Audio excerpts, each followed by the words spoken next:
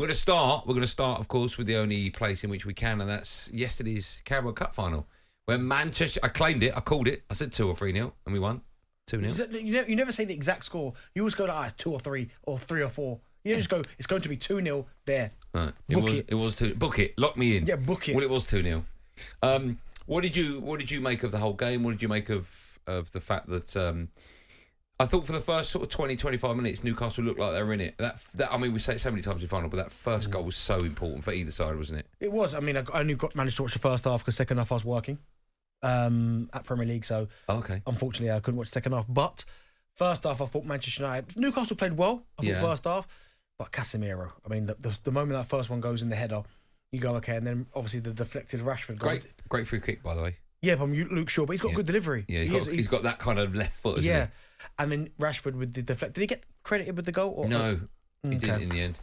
I thought people a little bit harsh on the goalkeeper. Yeah, he couldn't do nothing about that. No, absolutely nothing. Only went down too early. He didn't. He was going down for the Rashford shot. Do you know what? And I was looking at the final, and I looked at the two teams, and I fancied United simply for the fact I know Newcastle have got Kieran Trippier, who's there or thereabouts in that Euro final. But when you look through Manchester United squad, you've got the likes of Martinez, World Cup winner. You've got Varane, 5 times Champions League winner, big game, World Cup winner. Casemiro, 5 times Champions League, big game player. You had Luke Shaw, who played for England in the Euros final. You've got David De Gea. You got David De Gea He's there. not playing for Spain at the moment, but I know what you mean. These are all big hitters that are playing in big games. And I felt like Fernandes was playing when you got beat by Villarreal in the final. I just felt like with that mentality in the Manchester United squad, I know Newcastle have been stuttering of late. I just thought that extra bit of experience in that type of moment might be a little bit telling, and it kind of did. And for Newcastle, I thought they did okay first half, but other than that, and I'm surprised after Dalot got booked so early. I'm surprised they won't give him the ball to St. Maximum every single time to run at him, to just keep running at him. Yeah. But fair play to Manchester United. Erik Ten Hag. I said I was nervous about him being in charge of United. I don't like where this is going. He's certainly getting a tune out of this team. He looked good. Erik Ten Hag's Man United. They won their first trophy in 6 years. That was yesterday. They beat Newcastle 2-0 in the Carabao Cup final. Pardon? Bit of a drought, that. And it was, that drought's ended. And of course, it was live on talkSPORT. Afterwards, he spoke about how proud he was to receive congratulations from Sir Alex Ferguson. He's such a big inspiration for all of us.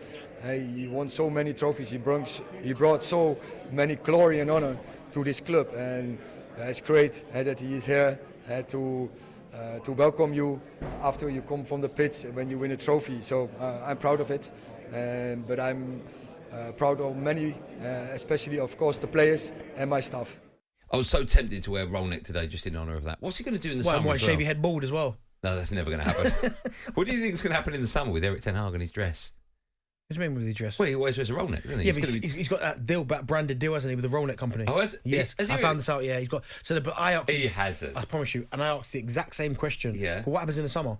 And it must just revert into a V-neck or something. Are you sure? People aren't winding you up? A roll neck something? Yeah, 100%. Okay. A fashion line, which is why he's got different colours in all of them. Okay. Hasn't he? Right. But fair play to him. And as I said, he just makes me so uneasy being an Arsenal fan because you can quite clearly see they're building. What he's done at Manchester United in a short space of time is frightening. I've got a couple of questions for you. The questions are for you lot out there, obviously. 03717 223334. David De Gea broke Peter Schmeichel's clean sheet record yesterday. Don't ask me. Don't be so silly. No, I'm not going to ask you. Right. My answer's third. Where does he rank amongst Manchester United great goalkeepers? I would say third. Okay, so you put Schmeichel 1. Van Der Sar. Yeah, me too. Yeah. I mean, it's a great list to be in, right? Yeah, it's unbelievable. So United fans, I want to hear from you about that.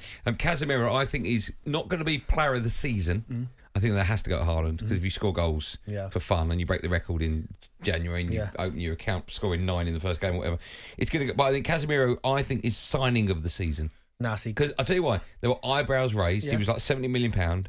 He's on crazy, crazy money. I've just thought of another thing I want to say. He's on crazy, crazy money. And there were question marks about his age. He's come in. He's not only made Manchester United look unbeatable when he plays, but the confidence that he's given that. He is. We talked about Cantona being. I'm not comparing, but Cantona being the missing link when he came in the early 90s, and that's what pushed United on to go on. The difference United are with and without him is massive. Okay, yeah, but no, he's not my sign of the season. Haaland. I know. No, that's player of the season. No, even signing. They signed him for next to nothing. I know, but Man City were unbelievable without Haaland. Doesn't matter. He's breaking records. He can't do anything about that. They've got him for next to nothing, and he's got 33 goals in 33 games. Okay. He's already broken last year's Golden Boot winner. Okay. So they're questions I want to put out to you lot. A quick word about Newcastle, their form as late as dipped. A little bit, yeah. Would you be worried if you're a Newcastle fan? I would be worried because they're still having a great time, but not really scoring that many goals, not winning as many games. I still think, listen, even if they were to finish 6th, and I don't think they're going to finish in the top 4, but if they were to finish 6th, that's still unbelievable from where they're coming from. And they're building as well, and Eddie Howe deserves a lot of credit. talkSPORT Drive with Andy Goldstein. Monday to Friday afternoon from 4 on AM, on DAB, via the talkSPORT app and on your smart speaker. talkSPORT.